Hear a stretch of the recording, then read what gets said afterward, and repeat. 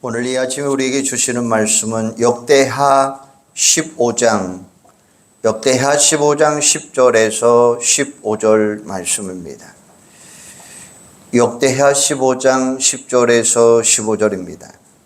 아사왕 제15년 셋째 달에 그들이 예루살렘에 모이고 그날에 노력하여 온 물건 중에서 소 700마리와 양 7,000마리로 여호와께 제사를 지내고 또 마음을 다하고 목숨을 다하여 조상들의 하나님 여호와를 찾기로 언약하고 이스라엘 하나님 여호와를 찾지 아니하는 자는 대소남녀를 막론하고 죽이는 것이 마땅하다 하고 무리가 큰 소리로 외치며 피리와 나팔을 불어 여호와께 맹세하며 온 유다가 이 맹세를 기뻐한지라.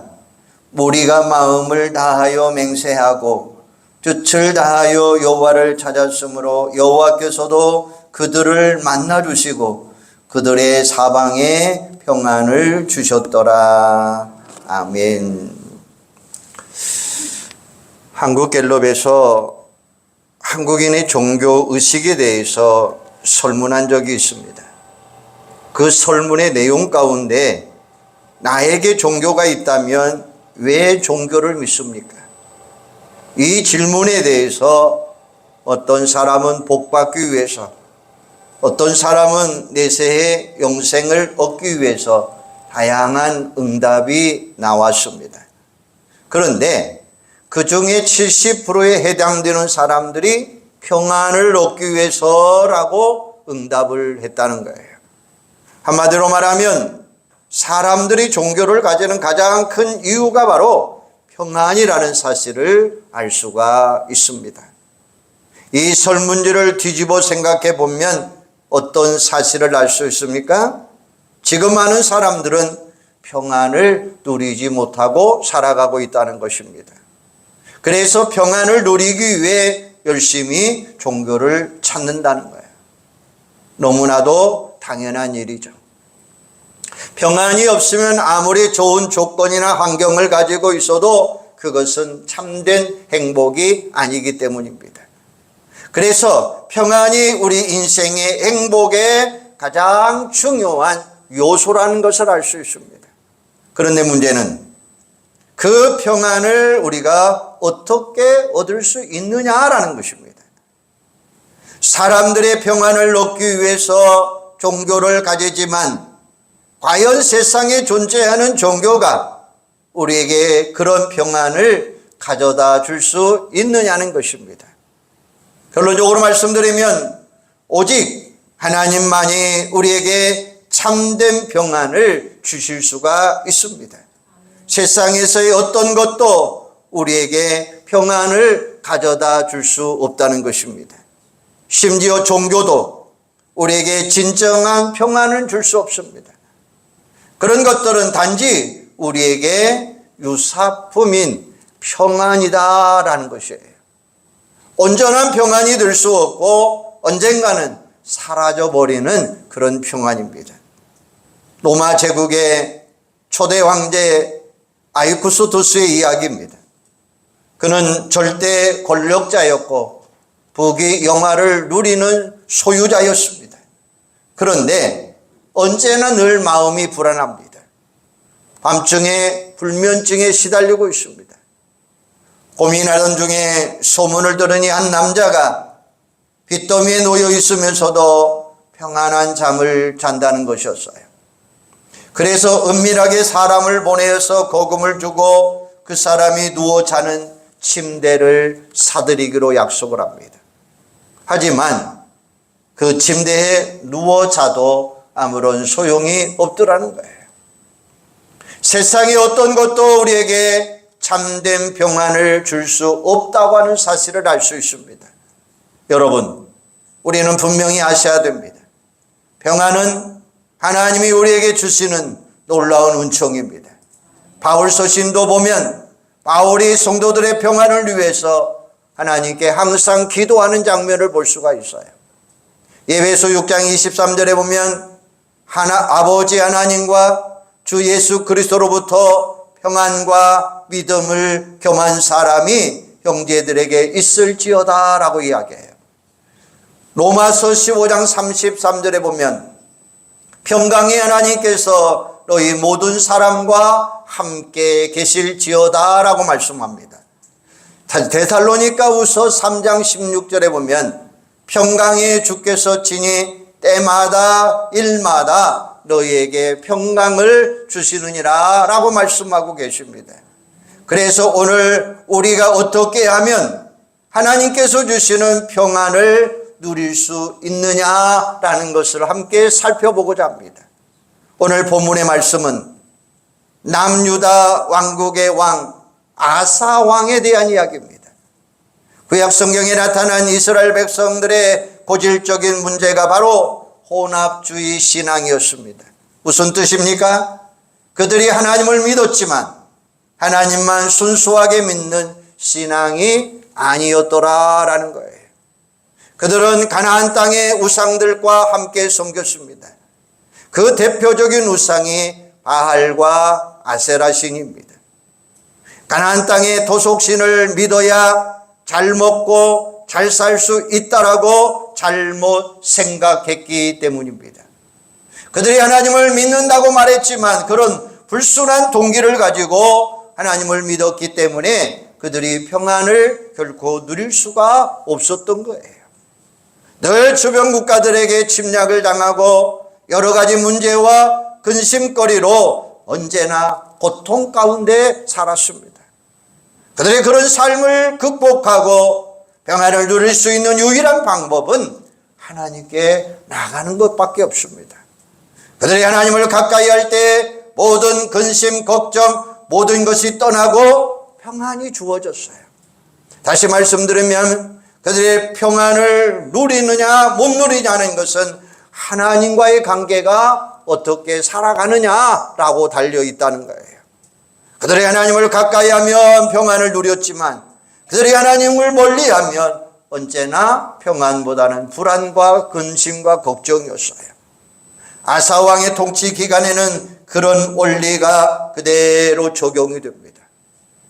아사 왕이 통치를 잘할 때에 백성들이 하나님을 잘 섬기면 나라가 평안해졌어요. 반대로 아사 왕이 통치를 잘못하여 백성들이 하나님을 멀리하고 세상을 향하면 금방 평안이 사라졌습니다. 신구약 성경에서 똑같이 강조하고 있는 원리가 그것입니다. 아니, 똑같이 적용되고 있는 원리가 뭡니까? 첫째는 우리가 평안을 얻는 비결은 하나님을 찾는 거예요. 한 선지자가 아사 왕에게 하나님을 찾으라고 권면합니다. 15장 1절에 보면 오뎃의 아들 아사라 선지자라고 이야기했어요. 그때 아사 왕이 어떤 반응을 보입니까? 8절에 보면 아사가 이 말을 듣고 마음을 강하게 하여 라고 이야기합니다. 아사 왕이 선지자의 말을 듣고 용기를 내서 종교개혁을 단행합니다. 10절에 보면 아사 왕 제15년 셋째 달에 그들이 예루살렘에 모이고 라고 이야기합니다. 백성들이 예루살렘에 모여서 성회를 개최했어요. 또 11절에 보면 전쟁터에서 얻은 전리품을 가지고 하나님께 감사의 제사를 드렸습니다. 12절에 보면 또 마음을 다하고 목숨을 다하여 조상들의 하나님 여호와를 찾기로 언약하고 라고 이야기합니다. 그들이 다시 하나님을 찾기로 맹세해요. 13절에 보면 이스라엘 하나님 여호와를 찾지 아니하는 자는 대소남녀를 막론하고 죽이는 것이 마땅하니라 라고 이야기합니다. 그들의 맹세가 얼마나 확고했다고 하는 사실을 우리에게 가르쳐 주시는 내용이에요. 그들이 하나님을 찾지 않으면 다 죽이겠다고 하는 선포입니다. 이렇게 맹세까지 하면서 하나님을 찾으니까 그들에게 어떤 복이 임하는지 오늘 한번 우리 읽어보십시다. 15절입니다. 15절 한번 같이 한번 읽어볼까요? 시작. 온 유다가 이 맹세를 기뻐한지라 우리가 마음을 다하여 맹세하고 뜻을 다하여 여호와를 찾았으므로 여호와께서도 그들을 만나주시고 그들의 사방에 평안을 주셨더라. 아멘. 하나님께서 그들에게 사방에서 평안을 허락하는 축복을 주셨다라는 말씀이에요. 이처럼 하나님을 찾으면 하나님이 만나주시고 사방이 평안하게 되는 그것이 바로 축복의 원리가 되는 줄로 믿습니다. 역대하 14장 1절에 보면 아사가 대신하여 왕이 되니 그 시대에 그의 땅이 10년 동안 평안한지라 이렇게 말씀하셔요. 아사 왕과 백성들이 하나님을 열심히 찾고 섬길 때에 10년 동안 평안을 누렸더라라는 말씀이에요. 그런데 안타깝게도 아사 왕 말년에 가서 큰 실수를 범해요. 당시는 남과 북이 분열된 시대입니다. 남유다 왕인 아사가 북이스라엘을 제압하기 위해서 아람 나라인 아람 왕 베나답과 동맹을 맺습니다. 이것은 하나님보다 사람을 더 의지하는 불신앙적인 태도였어요. 이렇게 하나님을 멀리하는 아사 왕을 선지자가 찾아와서 책망하니까 회개하기는커녕 오히려 선지자를 옥에 가두어버립니다. 그리고 핍박합니다. 이렇게 정신을 못 차리니까 하나님께서 그의 발에 병이 발하게 하셔서 매우 유독한 상태까지 되게 만들어요. 그런데도 아사 왕이 끝까지 사람만 의지하고 하나님 의지하지 않습니다. 결국 아사 왕은 그 발의 병으로 인해서 말년에 죽고 말아요. 사랑하는 여러분, 평안을 누리는 비결은 우리가 하나님을 찾고 하나님을 가까이 하는 거예요. 오직 하나님만을 섬기며 살아가는 거예요. 시편 기자 다윗은 이렇게 고백합니다. 시편 73편 27, 28절에 보면 무릇 주를 멀리하는 자는 망하리니 하나님께 가까이함이 내게 복이도다라고 고백을 합니다. 하나님을 가까이 하면 모든 것이 회복이 됩니다. 하나님과의 관계가 꼬이면 만세가 꼬이게 되고 하나님과의 관계가 풀어지면 모든 것이 다 풀어지게 될 줄로 믿습니다. 그러므로 우리 인간의 가장 큰 비극은 하나님과의 관계가 멀어지느냐 단절되느냐라는 것입니다.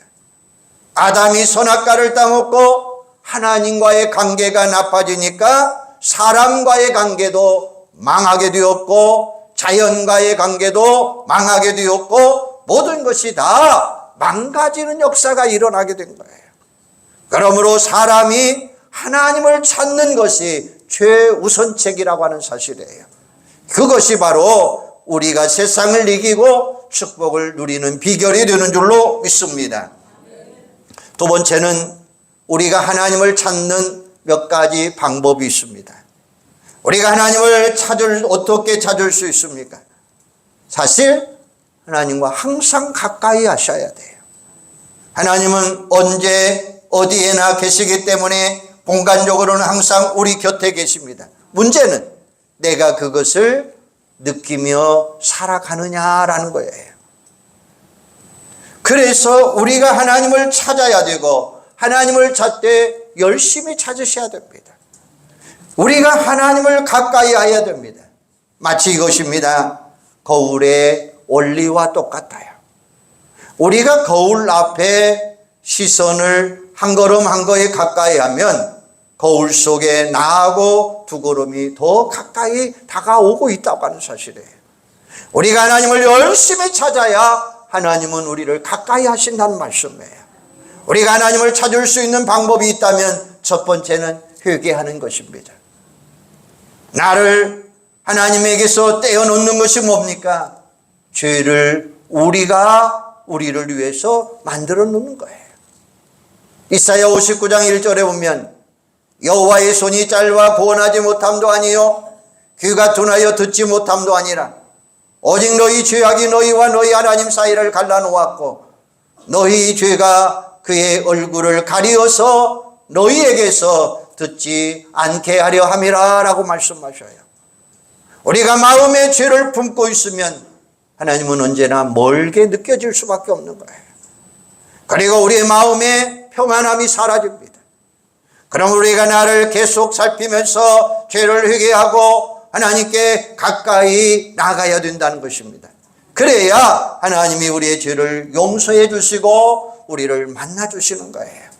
이사야 55장 6절에 보면 너희는 여호와를 만날 만한 때에 찾으라. 가까이 계실 때에 그를 부르라. 악인은 그 길을 불의한 자는 그 생각을 버리고 여호와께 돌아오라. 그리하면 그가 긍휼히 여기시리라. 우리 하나님께로 돌아오라. 그가 너그럽게 용서하시리라. 할렐루야. 우리는 십자가를 바라보고 십자가를 통해서 우리의 모든 죄가 깨끗해지고 하나님과 우리 사이에 막혀있는 것들이 다 사라지는 여러분들이 되기를 바랍니다. 그때의 평안함의 역사가 일어나는 거예요. 두 번째는 말씀과 기도입니다.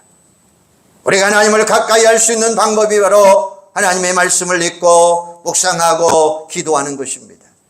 시편 1편 2편에 보면 1편 1절 2절에 보면 복 있는 사람은 악인들의 꾀를 따르지 아니하며 죄인들의 길에 서지 아니하며 오만한 자들의 자리에 앉지 아니하고 오직 여호와의 율법을 즐거워하며 그 율법을 주야로 묵상하는 자로다 라고 이야기합니다. 무슨 뜻입니까?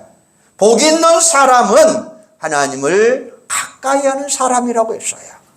그리고 하나님을 가까이 하는 방법은 바로 성경을 가까이 하는 것입니다. 말씀을 읽고 묵상할 때 성령께서 우리에게 다가와 주십니다. 또 기도할 때 하나님이 우리의 가까이 오셔서 귀를 기울여 주신다는 사실입니다. 시편 145편 18절에 보면 여호와께서는 자기에게 간구하는 모든 자, 곧 진실하게 간구하는 모든 자에게 가까이 하시도다 라고 말씀하셔요. 여호수아가 가나안 땅을 정복하면서 승승장구할 수 있었던 비결이 뭡니까? 그의 뛰어난 전술입니까? 아니면 군사력입니까? 절대로 그렇지 아니합니다. 출애굽기 33장 11절에 보면 그 비결이 있습니다. 사람이 자기의 친구와 이야기함 같이 여호와께서는 모세에 대면하여 말씀하시며 모세는 진으로 돌아오나 눈의 아들 젊은 소종자 여호수아는 흠악을 떠나지 아니하리라. 할렐루야. 바로 여호수아는 모세의 종으로 있을 때에 하나님 앞에 나가 항상 기도했더라라는 말씀이에요. 하나님을 만나기 위해 흠악을 떠나지 않았던 그것이 바로 승리와 평안의 비결이 된 줄로 믿습니다. 세 번째는 재점검입니다. 우리는 다 연약한 사람입니다. 그냥 가만히 내버려 두면 약해서 나태하기 쉽습니다. 또 우리의 생활이 얼마나 분주합니까? 정신없이 살다 보면 내가 지금 어디로 가고 있는지 모르고 살아가고 있습니다. 그러다 보면 자연히 하나님에게서 떨어지게 되고 그러면 모든 일이 꼬이게 될 뿐만 아니라 평안함도 잃어버리게 되는 것입니다. 그래서 우리는 나의 영적인 상태를 계속 점검하시면서 살아가셔야 돼요. 하나님과의 관계가 멀어져 있거나 틀어져 있다면 그것을 빨리 바로잡으시기를 바랍니다. 마치 악기를 무작정 연주하는 것이 아니라 이미 조율을 하는 것처럼, 자동차를 무작정 타고 다니는 것이 아니라 수시로 정비하는 것처럼 우리의 영적인 부분도 반드시 점검이 필요하더라라는 거예요. 바로 수시로 정비하는 것처럼 바로 우리가 하나님과 더 가까이 가는 관계를 유지하면서 평안을 누리는 여러분들이 되기를 바랍니다. 그러면 세 번째로 하나님이 우리에게 주시는 평안은 어떤 것일까요? 두 가지입니다. 위적인 평안이 있고 내적인 평안이 있습니다. 위적인 평안이 뭡니까? 다른 말로 보면 형통이다라는 거예요. 아사왕이 하나님을 찾을 때에 10년 동안 태평성대를 누리면서 살았습니다. 이처럼 우리가 하나님을 찾으면 하나님이 우리 앞에 방해되는 모든 것들을 다 제거해 주시고 형통케 되는 역사로 채워주실 줄로 믿습니다. 이게 바로 유적인 평안이에요. 시편 119편 165절에 보면 주의 법을 사랑하는 자에게는 큰 평안이 있으니 그들에게 장애물이 없으리라 라고 말씀하고 계셔요. 바로 주의 법, 주의 말씀을 사랑하고 하나님을 찾는 자들에게는 장애물을 우리 하나님이 제거해 주시겠다는 말씀입니다. 때로는 우리에게 고난이 찾아옵니다. 거기에 넘어지지 아니하고 넘어진다 할지라도 다시 일어날 수 있는 그런 은혜를 주시겠다는 거예요. 하나님을 찾는 사람에게는 고난도 걸림돌이 아니라 디딤돌로 일어나게 될 줄로 믿습니다. 요셉 한번 보시기를 바랍니다. 요셉이 팔려갔습니다. 보디발 집에서 종살이를 합니다. 그러다가 보디발의 아내의 모함으로 인해서 감옥살이 합니다. 그런데 성경은 뭐라고 합니까? 여호와께서 요셉과 함께 하심으로 그가 형통하였더라 라고 말씀하셔요. 종살이를 하는 것이 어떻게 형통합니까? 감옥살이 하는 것이 어떻게 형통합니까? 그런데도 그것이 형통이라는 말씀이에요. 하나님을 가까이 하니까 당장은 고난 같지만 나중에 보니까 그것이 오히려 형통이었더라 라고 이야기합니다. 바로 요셉이 종이 되고 감옥에 갇히게 된 그것이 계기로 인해서 고위 관리자를 만나게 되었고, 나중에는 그의 소개로 인해서 바로왕을 만나게 되고, 마침내는 국무총리가 되는, 애굽의 총리가 되는 그런 위치까지 자라나게 되는 거죠. 이것은 요셉 자신에게도 영광일 뿐만 아니라 하나님께도 영광이요 동족을 구원하는 놀라운 축복의 역사가 일어나게 된 줄로 믿습니다. 하나님을 가까이 하는 요셉에게 고난이 걸림돌이 아니던 것처럼, 앞으로 더 나아가 앞으로 디딤돌로 세워주셨던 것처럼, 오늘 여러분들에게 고난이 있다 할지라도 걸림돌이 아니라 디딤돌로 일어나는 축복이 있기를 주님의 이름으로 축원합니다. 두 번째는 내적인 평안입니다. 다른 말로 표현하면 환경도 초월할 수 있다는 것입니다. 이적인 평안보다 더 중요한 내적인 평안입니다. 우리가 세상 살다 보면 이런저런 상황 놓일 때가 얼마나 많습니까? 그런데 하나님께서 나에게 내적 평안을 주시면 그런 환경을 초월할 수 있다고 하는 사실이에요. 사도행전 12장에 보면 감옥에 갇혀 있는 베드로를 만나게 됩니다. 그런데 베드로가 감옥 안에서 잠을 자고 있습니다. 평안을 누리지 않고서는 절대로 잠을 잘 수가 없습니다. 베드로는 감옥에서 언제 어떻게 될지 모르는 상황 가운데서도 하나님으로 말미암아 평안을 누리며 잠을 자고 있다고 하는 사실이에요. 사도행전 16장에 보면 역시 감옥에 갇혀있는 사도 바울을 만나게 됩니다. 한밤중에 일어나 찬송하고 기도했습니다. 내적인 평안이 없었다면 그 상황 속에서 어떻게 찬양할 수 있습니까? 하나님은 하나님을 찾고 의지하는 사람들에게 평안을 주시겠다는 거예요. 이사야 26장 3절에 보면 주께서 심지가 견고한 자를 평강하고 평강하도록 지키시리라 라고 말씀하고 있습니다. 이사야 48장 18절에 보면 내 평강이 강과 같으니라 라고 말씀하셔요. 하나님이 어떤 상황 가운데서 평강이 강물처럼 흐르도록 역사해 주시겠다라고 말씀하고 계십니다. 예수님이 우리에게 주시는 평안이 바로 그 평안입니다. 갈릴리 바다를 제자들과 함께 항해하는 예수님의 모습을 보세요. 풍랑이 일어납니다. 난리가 났습니다. 예수님은 그런데 배 안에서 주무시고 계셨더라라는 거예요. 당황한 제자들의 예수님을 흔들어 깨우니까 아무렇지도 않다는 듯이 바다를 향하여 꾸짖더니 바다가 잔잔하여졌더라 라고 이야기합니다. 바로 이런 평안을 하나님을 가까이 하는 자들에게 주시는 줄로 믿습니다. CCG 총재였던 빌 브라이트 박사님의 이야기입니다. 그분이 미국 대통령 조찬 기도에 참여했을 때 그곳에서 대학 동창생을 26년 만에 만났습니다. 그 친구는 해군 장성이었습니다. 그런데 얼굴에 근심이 가득 차 있어요. 사연을 들어보니까 가정에 불화가 있었고 막내 아들이 사고로 죽었어요. 그래서 복음을 전하고 위로해 주니까 그 친구가 예수님을 영접을 했습니다. 나중에 다시 만나 이야기를 하는데 이번에는 딸이 암에 걸려서 죽었습니다.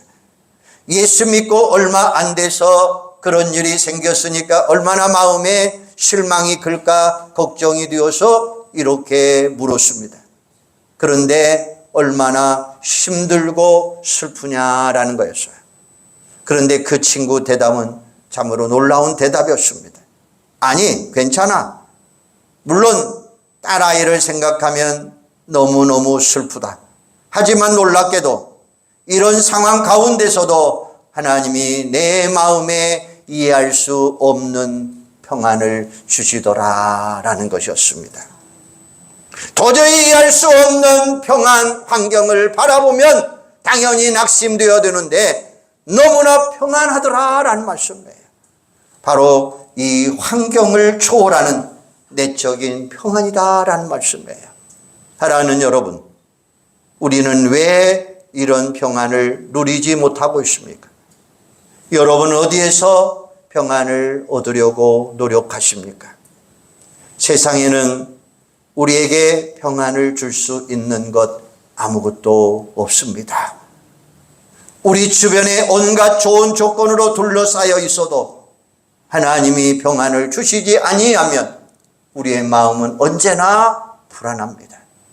하지만 하나님을 가까이 하면 사방이 형통하게 될 줄로 믿습니다. 사방에 답답한 일이 둘러싸이고 있어 할지라도 우리에게 강물 같은 평안을 허락해 주실 줄로 믿습니다. 그러므로 혹시라도 여러분이 고난 가운데 거한다 할지라도 하나님 더 가까이 하시기를 바랍니다. 그럴 때 세상을 가까이 하고 사람을 가까이 하다가 하나님이 주시는 평안을 잃어버릴 수가 있다는 거예요.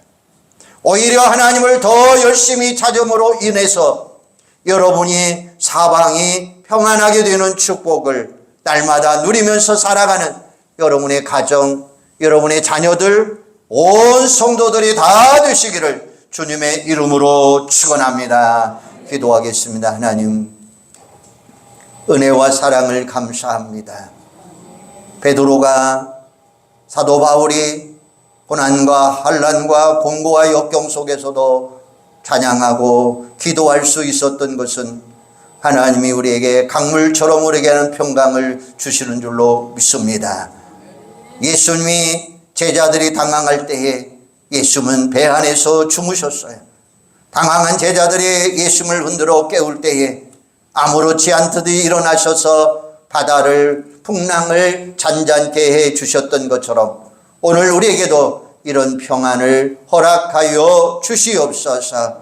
아버지 하나님, 빌 브라이트 박사님처럼 고난과 환난과 공고가 역경이 있었지만 하나님이 내 마음에 이해할 수 없는 평안을 주시니 평안하더라 낙심하지 아니한 것처럼 오늘 우리에게도 내적인 평안, 의적인 평안을 우리에게 허락하여 주시어서 날마다 평강케 하시는 하나님의 은혜 안에 더 가까이 감으로 인해서 사방이 형통케 되는 일들이 일어나게 하여 주시옵소서. 사방에 답답한 일이 둘러싸여 있다 할지라도 강물처럼 흐르는 평안의 역사가 우리들 가운데 임재하게 하여 주시옵소서. 그래서 우리 성도들이 열심히 하나님을 찾음으로 인해서 사방이 평안하는 축복, 가정과 자녀들과 사업과 일터와 우리 복남재단이 되도록 하나님 함께하여 주시옵소서. 예수님의 이름으로 기도하옵나이다. 아멘.